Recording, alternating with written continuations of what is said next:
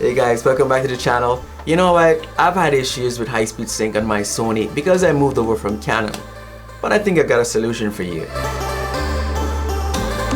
Well, go on. Alright, so welcome back to the channel. My name is Golden and this is WADAT Media. So a while back I made a switch from Canon to Sony and I had some gears. I had lenses and I had some flashes as well. Now the lenses I could easily adapt very effectively and economically. Most of the times I had to use manual settings, but that was fine for me.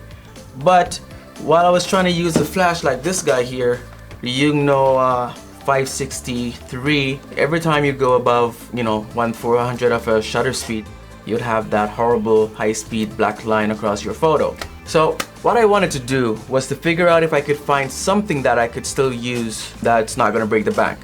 So on my Sony A6000, I'm gonna try out these guys. If you have this guy, the Godox X2Ts, you can fire this guy, the TT600. This flash is built for Canon, but it's on the Godox system, and because of that, you can still use your trigger to fire these flash. Based on research, the TT600S seems to have an issue with the connector. It seems a little bit too flimsy or delicate, so if you have one of those, just be careful.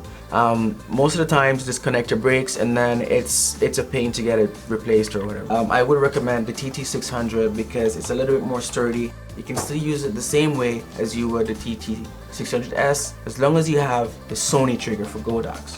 Alright, I'm shooting on the A7 III right now, but it's the same for most Sony mirrorless cameras. I'm using the A6000 to demonstrate this today.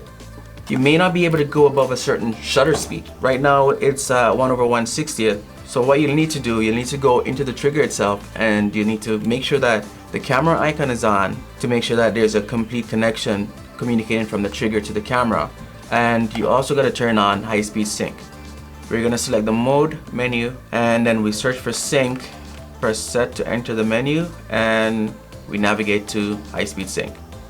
You can go all the way up to 4000 and you still got your whole image on your screen. It does work. So I've got the Sony trigger or the Canon flash. Try to trigger the Yongnuo on this system, but I could only get it to work on slave mode.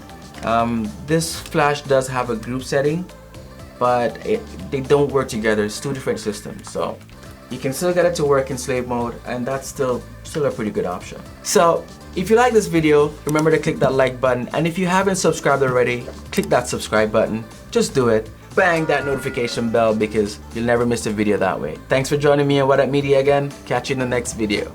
Look more.